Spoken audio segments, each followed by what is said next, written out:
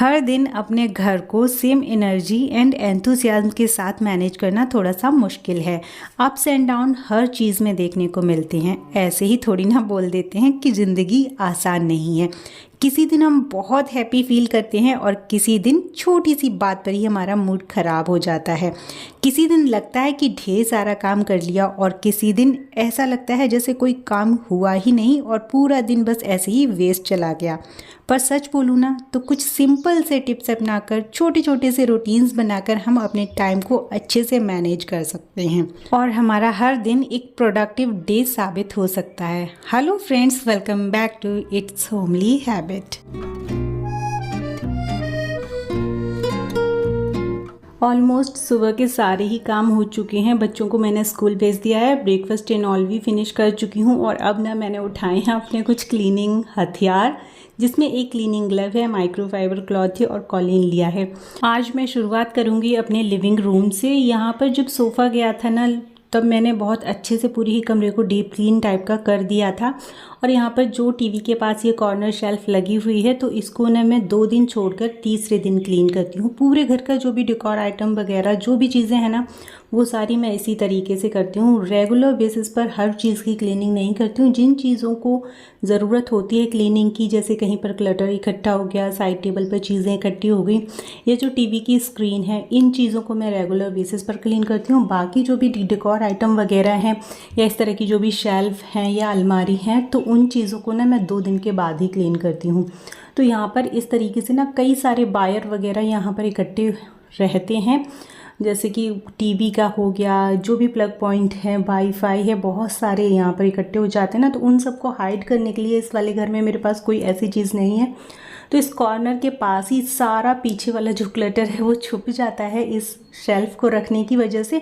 और इसमें ऊपर मैं कुछ डेकोर आइटम, कभी बुक्स, इस तरह से चीज़ें रख देती हूँ तो अच्छे से हो जाती हैं। सारी चीज़ों की मैंने सूखे कपड़े से पहले तो साफ़ सफाई कर दी और उसके बाद कॉलिन को कपड़े में ही स्प्रे करके अच्छे से साफ़ कर दिया। बिल्कुल इसी तरीके से मैं अपनी टीवी को भी क्लीन करती हूँ। पहले सूखे कपड़े से अच्छे से इसको साफ़ कर देती हूँ, उसके बाद इस ग्लव की हेल्प से अच्छे से इसकी स्क्रीन वगैरह को क्लीन करती हूँ। और जो लिक्विड है ना वो डायरेक्टली मैं टीवी स्क्रीन के ऊपर स्प्रे नहीं करती हूँ, पहले तो कपड़े में छिड़क लेती हूँ और उसी से क्लीन करती हूँ, तो बहुत अच्छे से क्लीन हो जाती हैं।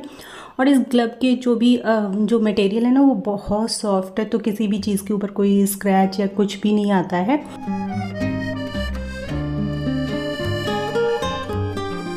आज ना मैंने कोई भी DIY क्लीनर नहीं बनाया, तो कॉलिन को ही थोड़ा सा छिड़क कर जो भी चीज़ें हैं वो सारी मैंने क्लीन कर दी। फ्लोर वगैरह का भी नंबर आ गया, तो यहाँ पर भी मैं सारी चीज़ों को अच्छे से साफ़ करके वापस से अरेंज कर दूँगी। सोफ़ा यहाँ से निकल गया है ना तो ये रूम बहुत खाली खाली सा लगता है।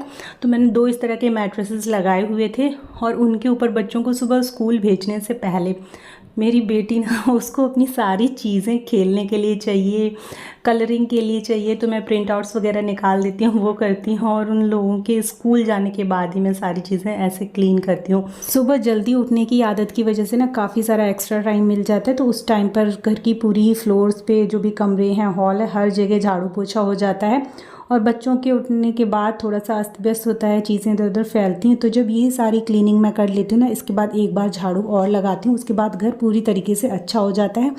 और अगर इस बीच में बच्चों के आने से पहले कोई भी घर पे आएगा ना तो घर बहुत साफ़ सुथरा, वेल ऑर्गेनाइज्ड और नीट और क्लीन ही मिलेगा।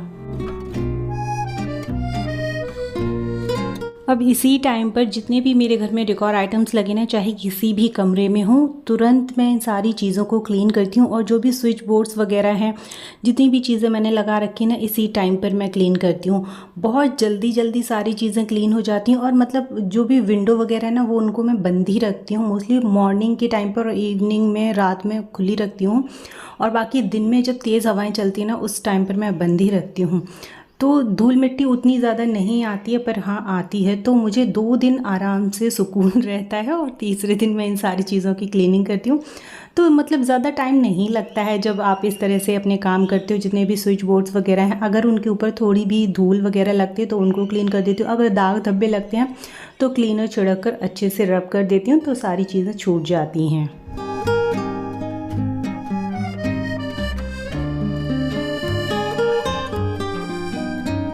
छोटे बच्चों के साथ अगर आप रहते हैं ना तो आप अच्छे से समझते होंगे कि वो सुबह जब उठते हैं ना तो उनको थोड़ा सा खेलने के लिए चाहिए, मतलब पूरी सी उनके साथ में आप प्यार भरी बातें करो, बहुत अच्छे से उनको हैंडल करो ना तो वो सारी चीज़ें बहुत अच्छे से कर लेते हैं। तो बिल्कुल सेम इसी तरीके से मेरी बेटी जब सोकर उठती है ना तो उसके पास आप टाइम दो उसको थोड़ा सा 10-15 मिनट, फिर वो खिलौने मांगती है तो मैं उसे खिलौने दे देती हूँ। खिलौनों से खेलने के टाइम पर ही मैं उससे पूछती हूँ बेटा आज आपका स्कूल है, तो बोलती है हाँ मम्मा जाना है, और धीरे धीरे करके नहाने के लिए भी चली जाती है, अपना पेस्ट भी कर लेती है, रेडी भी बहुत अच्छे से हो जाती है।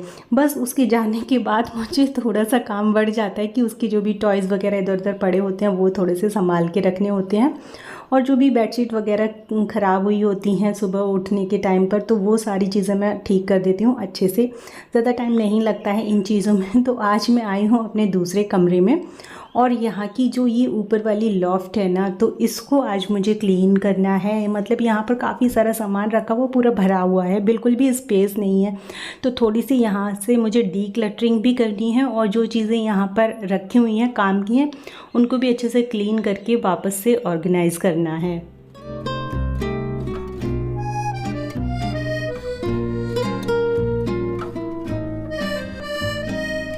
जितना भी सामान यहाँ पर ऊपर रखा हुआ था ना वो सारा ही मैंने निकाल लिया, और उसके बाद ये जो एक्सटेंडेबल एक क्लीनिंग ब्रश है, माइक्रोफाइबर है, तो बहुत अच्छे से क्लीनिंग कर देता है।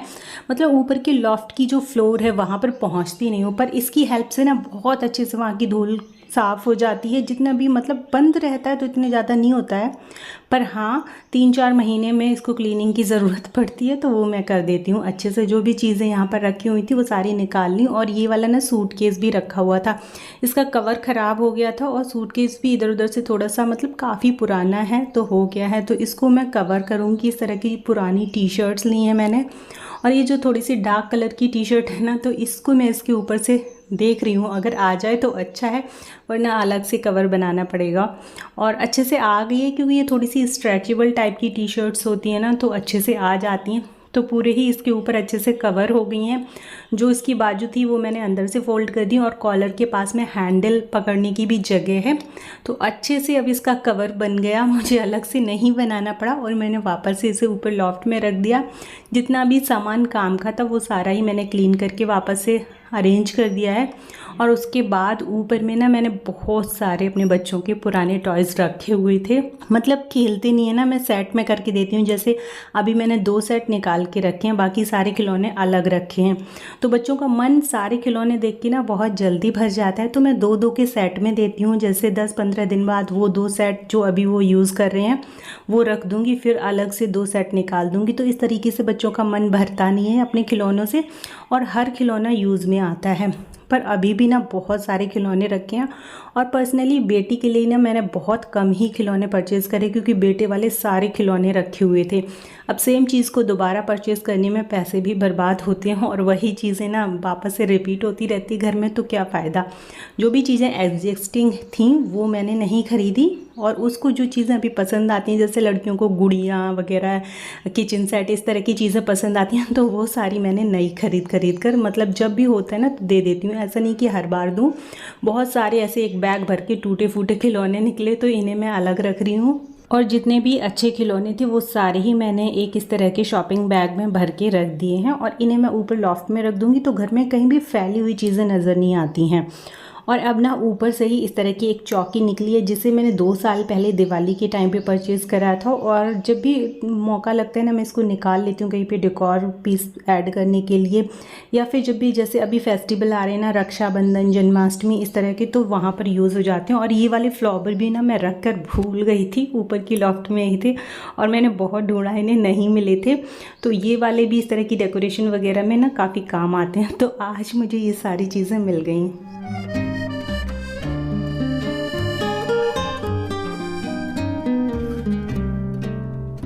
और पुराने जो भी इस तरह के कार्डबोर्ड है ना, जब भी बर्तन वगैरह खरीदे हैं तो मैंने बहुत संभाल के रखे थे कि मतलब वापस से कहीं जाना आना हो ना तो इनमें सारा सामान पैक हो जाएगा। पर जब से इस घर में आई हूँ ना, कहीं मतलब इतना सारा सामान इकट्ठा हो गया, मैंने ऐसे सोच सोच के ना इकट्ठा कर लिया था, तो अब इन सारी चीज़ों को मैंने निकाल दिया है, क्योंकि कहीं भी जाएंगे तो पैकिंग के लिए कार्डबोर्ड वगैरह आसानी से मिल जाते हैं।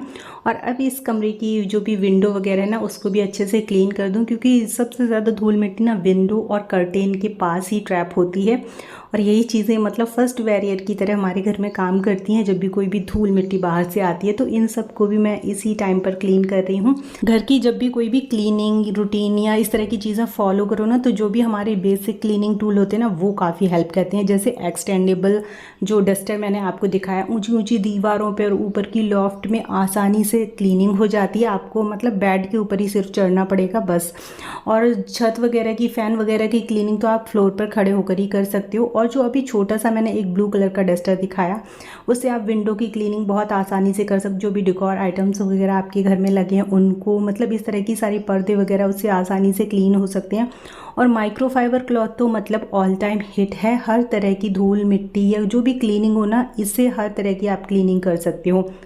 कई तरह के क्लीनिंग सॉल्यूशंस हम घर पे बना सकते हैं। मैंने अपने कई सारे वीडियो में भी आपको दिखाए हैं। स्टोर से भी आप ले सकते हो। तो इस तरह की चीज़ें मतलब ऐसी नहीं है कि वेस्ट ऑफ मनी है। इनको एक बार आप परचेज़ करो ना, सालों साल चलती हैं।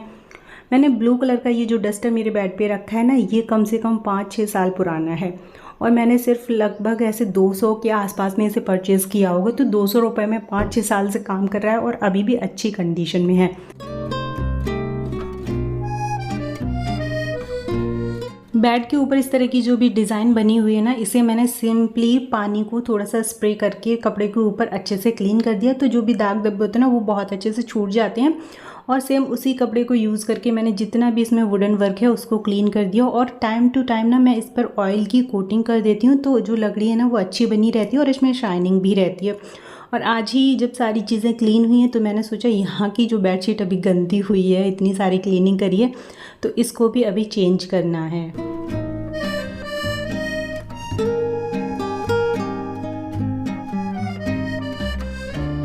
बेडशीट वगैरह भी जब मेरी बेटी बिल्कुल छोटी थी ना, तो उस टाइम पर मतलब मैं 2 दिन ही बेडशीट बिछाती थी और तीसरे दिन चेंज कर देती थी।